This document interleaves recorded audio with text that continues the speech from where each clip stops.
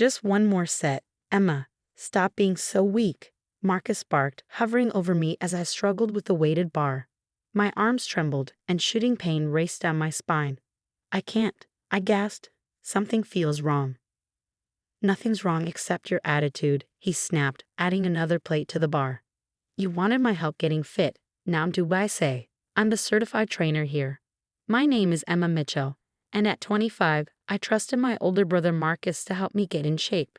He'd recently gotten his personal training certification and insisted on training me for free, claiming it would help build his portfolio. Our parents were thrilled, proud that their successful son was helping his unmotivated sister. If only they knew what was really happening in these sessions. Marcus had always been the family golden child. At 28, he had the perfect physique, the certification, and our parents' unwavering support. When I mentioned wanting to get healthier, they immediately volunteered him as my trainer. You're lucky, Mom said. He usually charges $200 per session. The pain started 3 weeks into our training. Small twinges at first, easily dismissed as normal workout soreness. But then it got worse. The exercises Marcus chose seemed increasingly aggressive, far from the beginner routines I'd researched online.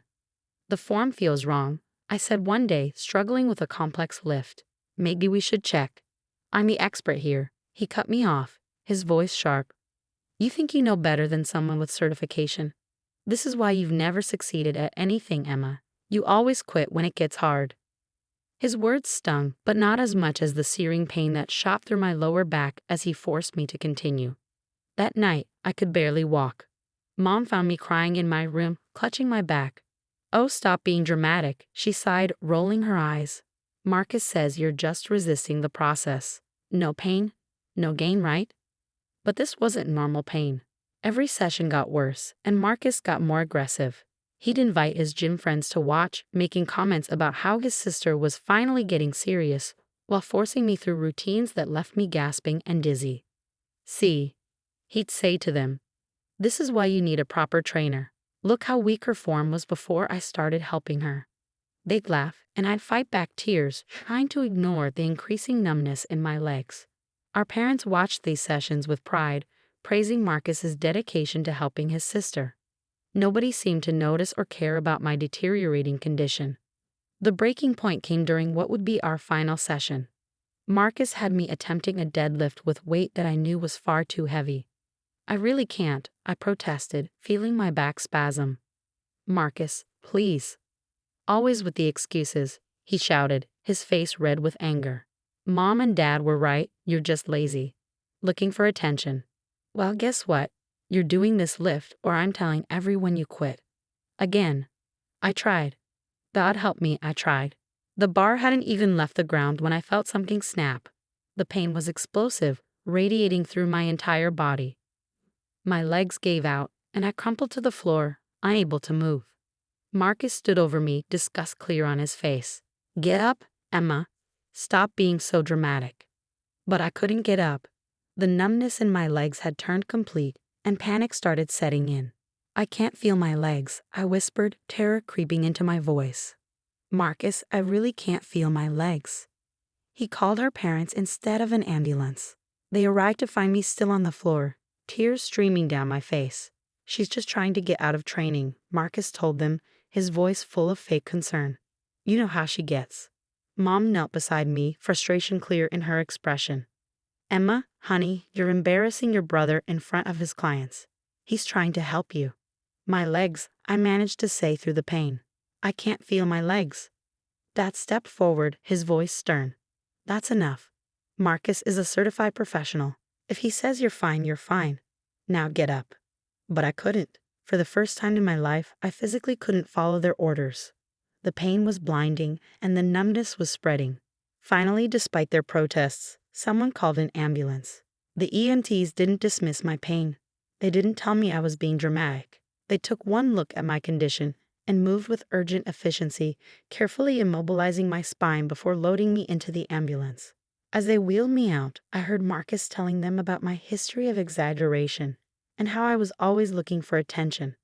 The last thing I saw before the ambulance doors closed was my family's faces, not concerned, but annoyed at the scene I caused. They had no idea that the MRI would soon show exactly what Marcus's expert training had done to my spine. No idea that their golden child certification wasn't worth the paper it was printed on. No idea that their daughter's life was about to change forever. And Marcus? He had no idea that his portfolio building was about to turn into something much more serious. The emergency room was a blur of activity. Doctors rushed around, ordering tests and asking questions about the training sessions. When I mentioned Marcus's certification, they exchanged glances I couldn't quite read. "Your brother's been training you for how long?" the neurologist asked, reviewing my intake forms. 3 months. I managed through gritted teeth. He's certified. "Through which organization?" she interrupted, looking up sharply. Before I could answer, my family burst into the ER. Marcus immediately took control, pulling out a card from his wallet. "I'm her trainer, here's my certification."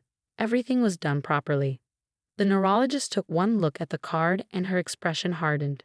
"This isn't a recognized certification. Where exactly did you receive your training?" Marcus's face flushed. "Online. But I have dozens of successful clients." "Online?" The doctor cut him off. "Did you complete any in-person practical training? Any anatomy courses? Injury prevention certification?" The silence that followed was deafening. My parents, who had been standing proudly behind Marcus, suddenly looked uncertain. "The MRI results are ready," a nurse announced, saving Marcus from having to answer. The neurologist excused herself, leaving my family in uncomfortable silence. 20 minutes later, she returned with several scans. The images she put up on the light box made even my mother gasp. "These show severe herniation in multiple discs," the doctor explained, pointing to dark areas on the scan. "The compression on your spinal cord is significant. This kind of damage doesn't happen overnight. These injuries have been accumulating for weeks, possibly months." My father stepped forward, his voice shaking slightly. But Marcus said, "Mr. Mitchell," the neurologist interrupted firmly, "your daughter needs immediate surgery. The damage your son's training has caused could have left her permanently paralyzed. As it is, she'll need extensive rehabilitation." The room spun as I processed her words. Surgery, rehabilitation. All because I trusted my brother, because I'd listened when everyone told me to push through the pain. "I want to file a report," I said quietly, surprising myself with the steadiness in my voice. "About the false certification." "Emma," my mother exclaimed, "he's your brother. He was trying to help." The neurologist stepped between us. "Mrs. Mitchell, your son's actions constitute gross negligence. He misrepresented his qualifications and caused serious bodily harm. This isn't about family loyalty anymore." Marcus, who had been uncharacteristically quiet, suddenly found his voice. "You can't prove anything." She signed a waiver. The doctor's eyes narrowed. "A waiver? May I see it?" Marcus fumbled with his phone, pulling up a document. The neurologist took one look and handed it back. "This generic online waiver doesn't cover fraudulent credentials or willful negligence. In fact, it's dated after some of your sister's injuries already occurred." My parents' perfect image of their son was crumbling before their eyes. Dad sank into a chair, while Mom kept shaking her head in denial. "We need to prep you for surgery," the nurse said gently, touching my arm. "Your family can wait outside."